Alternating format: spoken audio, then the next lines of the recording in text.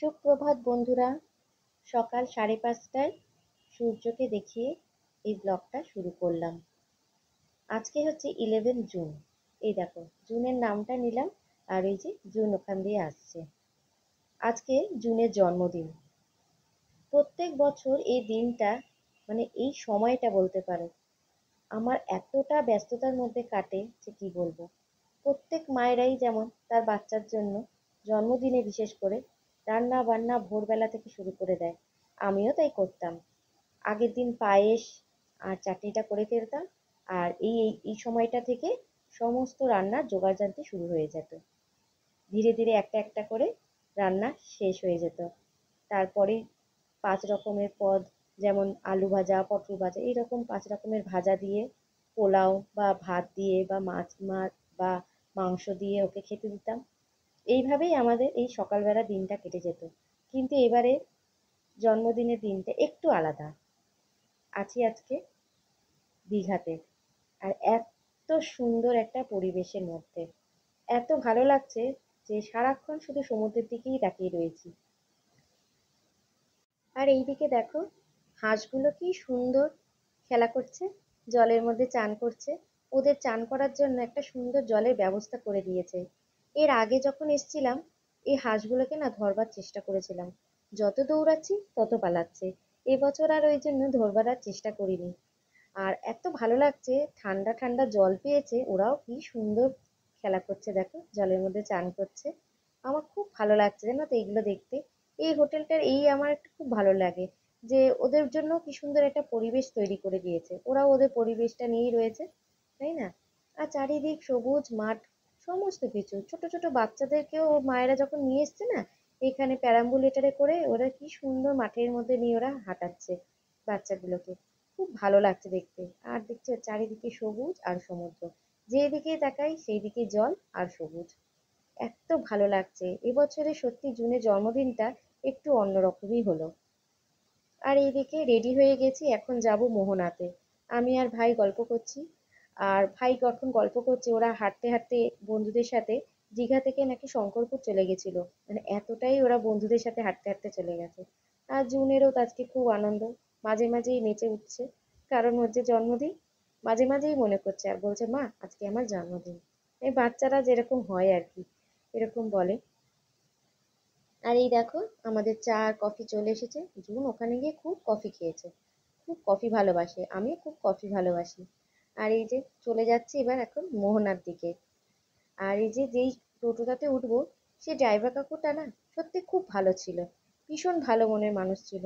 মানে মানুষের সাথে কথা বললে তো বোঝা যায়, এত হাসি খুশি, এত মানে মনেই হচ্ছিল না যে আমাদের সাথে ওনার প্রথম আলাপ। এইরকম না কত জনের সাথে আলাপ পরিচয় হয়ে যায়, যে কি বলবো। আমার খুব ভালো লাগে এরকম। দেখো এনার সাথে তার কোনোদিন আর দেখা হবে না, কিন্তু ওই যা ওই একটা স্মৃতি রয়ে গেল। আমার মনে আছে জুনের যখন 6-7 বছর বয়স ছিল, তখন না ওর পেটের একটা সমস্যা হয়েছিল, যার জন্য ওকে নার্সিংহোমে ভর্তি করতে হয়েছিল। আর সেখানে যেহেতু ও খুব ছোট ছিল বলে মায়েরাও থাকতে হতো, আমিও ওখানে ছিলাম 2-3 দিনের জন্য। আর এইরকমই আরেকটা বাচ্চার মাও ওখানে ছিল 2-3 দিনের জন্য। তো কি বলো তো, এখনও জানো, আমার জুনের এখন 15 বছর বয়স হতে চললো, এখনও ওই মেয়েটির মায়ের সাথে আমার এখনও যোগাযোগ আছে। কি বলবো, অদ্ভুত। দেখো আমরা এই সময় দীঘা বেড়াতে এসেছি, ওরাও সেই সময় মন্দারমণিতে বেড়াতে এসেছিল। মাঝে মাঝে টুকটাক হোয়াটসঅ্যাপে কথা হয়, যেই দেখেছে যে আমি দীঘা এসেছি অমনি হোয়াটসঅ্যাপে করেছে যে আমরাও মন্দারমণি এসেছি। দেখো ওর সাথে তার কতটুকু আলাপ ছিল, 2-3 দিনের বন্ধুত্ব, কিন্তু ও আমাকে মনে রেখেছে, আমি ওকে মনে রেখেছি। এই রকমই আমার বন্ধুত্ব হয় জানো তো। আবার এমনও হয়েছে আমার খুব ভালো বন্ধু, অনেক বছরের বন্ধুত্ব, কিন্তু কোনো কথা নেই বার্তা নেই, হঠাৎ করে যোগাযোগ বন্ধ করে দেয়, কথা বলা কমিয়ে দেয়, মানে একটু অ্যাভয়েড করে। আমিও বুঝতে পারি যে অ্যাভয়েড করছে, কিন্তু কী কারণে সেটাও বলতে চায় না, বা আমিও অত জানতে চাই না। কি বলো তো, অনেক সময় হয় কি যে এই রকম আমি সহজ সরলভাবে মিশি তো, কিন্তু লোকে না সেটা মিশতে চায় না, লোকে অনেকভাবে নিজের মতো করে জটিলভাবে মিশতে চায়, আর আমাকে জটিলভাবে দেখতে চায়, সেটাই বড্ড অবাক লাগে। তখনই আমার মনটা না খারাপ হয়ে যায়। লোকে যদি আমাকে ভুল বোঝে না, অথচ দেখো আমি তো ওরকমভাবে মিশতে চাই না, সবার সাথে ভালোভাবে মিশতে চাই, কিন্তু একটু সামান্য ভুল বোঝাবুঝির জন্য এই রকম হয়। যাকগে।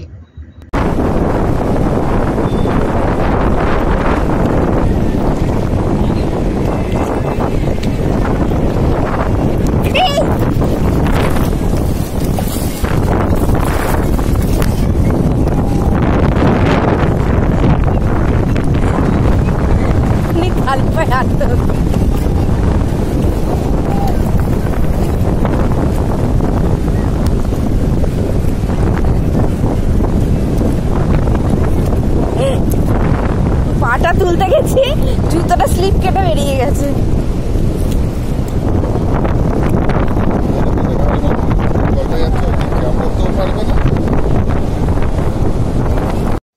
চলে এসেছে বাপ্পা কেক নিয়ে।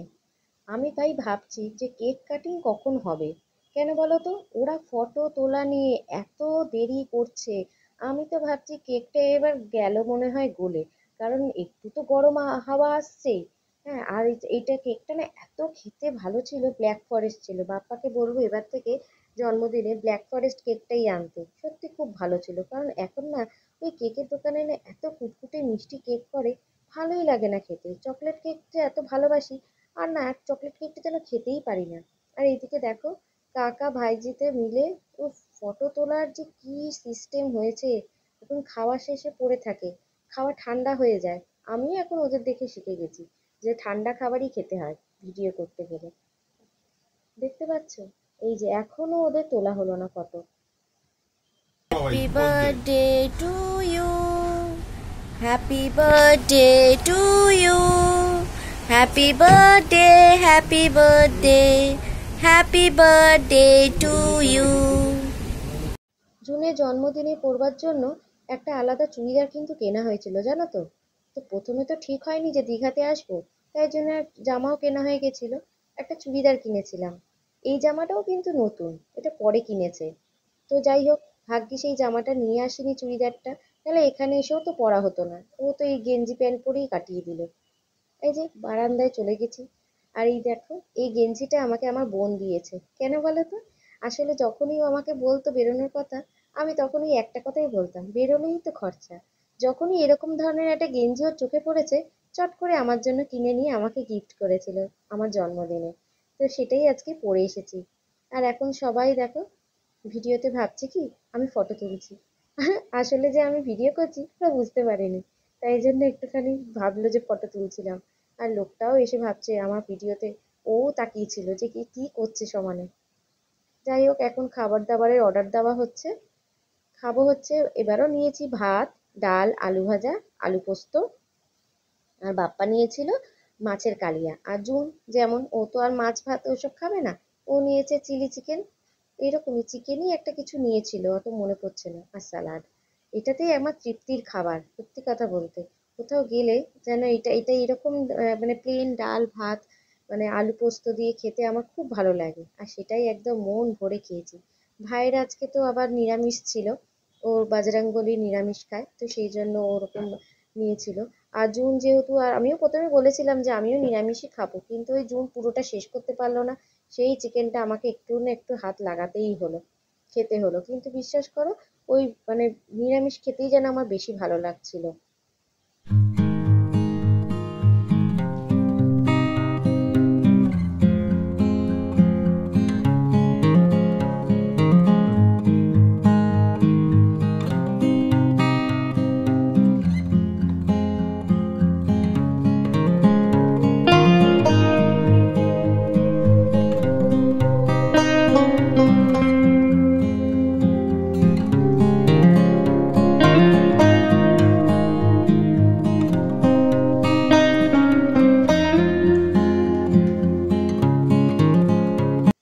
বিকেল হয়ে গেছে, এখন রেডি হয়ে গেছি, এরকম হালকা ফুলকা একটা জামা পরে নিয়েছি। আর জানো তো, বিকেলে হঠাৎ করে এত জোরে জোরে ঝড়ের আওয়াজ হচ্ছে, বেরিয়ে এসে দেখি কি উমা, না তো ঝড় তো না, ঝোড়ো হাওয়া দিয়েছে। আর নারকেল গাছগুলো এত দুলছিল, মনে হচ্ছে পুরো পড়েই যাবে মনে হয় গায়ের ওপর। কি জোরে আওয়াজ হচ্ছিল না, বিশ্বাস করতে পারবে না। নিজের কানে না শুনলে। আমি তো ভেবেছি পুরো দমে ঝড় উঠেছে, কিন্তু কই দেখলাম না, এরকমই হাওয়া দেয় সন্ধেবেলা। আর এই যে যতই ভালো চটি পরে যাও না কেন দীঘাতে, দীঘাতে হাঁটার জন্য একমাত্র স্লিপারই হচ্ছে ভরসা। আর দেখতে পাচ্ছ তো সবার চুল আর এরকম শাড়ি বা জামা কাপড় দেখে কি পরিমাণে হাওয়া দিচ্ছিল, মানে এত হাওয়া দিচ্ছিল যে চুল এদিক থেকে ওদিক হয়ে যাওয়ার মতো। আর আমি তো খালি ভাবছি, বাদিকটাই তাকিয়ে রয়েছি, যাচ্ছি সোজা, কিন্তু দেখো ঘুরে ঘুরে আমি বাদিকেই চলে আসছি, দেখছি সমুদ্র।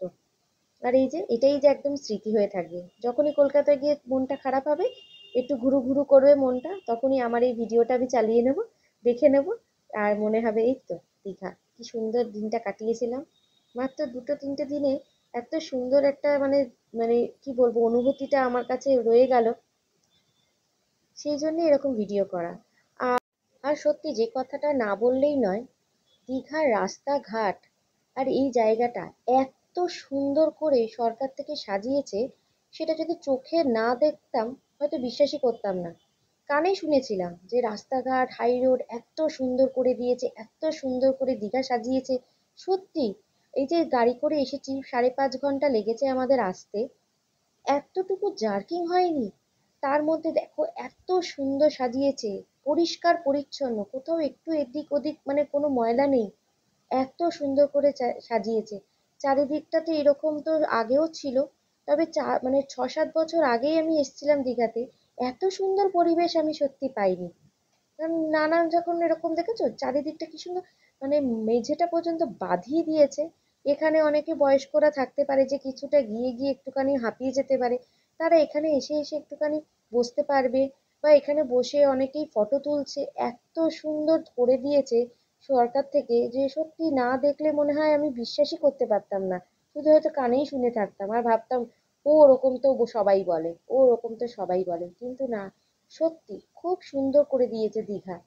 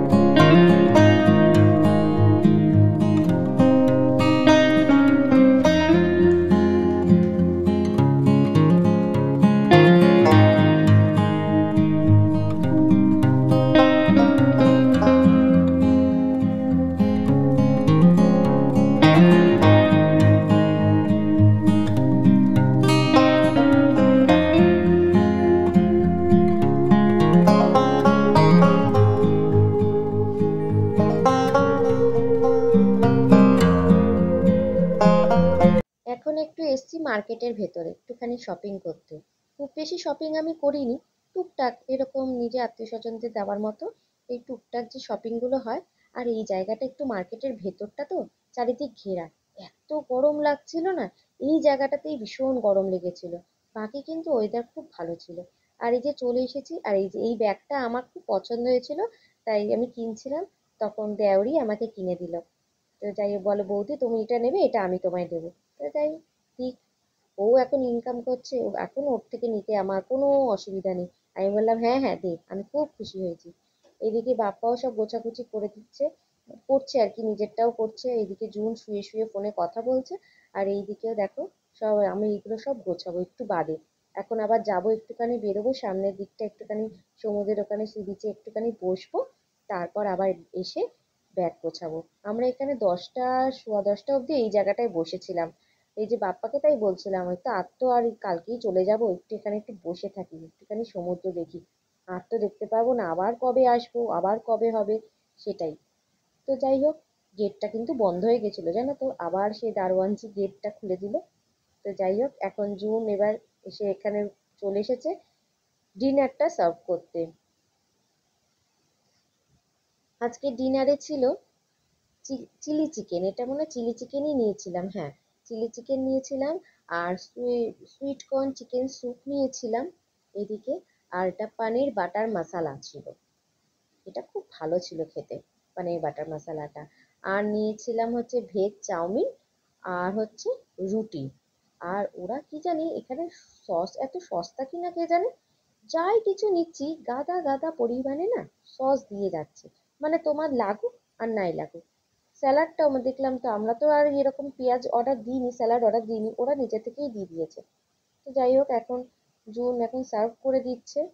খুব মজা, মনে তো খুব আনন্দ, এবারে জন্মদিনটা ওর সত্যিই খুব ভালো কাটলো, সবারই ভালো কেটেছে, ওর একটু অন্যরকম এক্সপিরিয়েন্স হলো। এই বারবার বলছে, মা আমার জন্মদিনটা একটু দীঘাতে কাটলো, বলো মা। তো চলো, আজকে সিনেমাটা আমি এখানেই শেষ করলাম। যদি ভালো লাগে অবশ্যই করে কিন্তু একটা লাইক করে দিও, শেয়ার করো, সাবস্ক্রাইব করে আমার পাশে থেকো। তাহলে দেখা হচ্ছে আবার নেক্সট ভিডিও। ততক্ষণের জন্য টাটা। আর এই ভিডিওটা শেষে কিছু ফটো আমি অ্যাড করলাম, সেটাও এনজয় করো। তাহলে দেখা হচ্ছে আবার নেক্সট ভিডিও।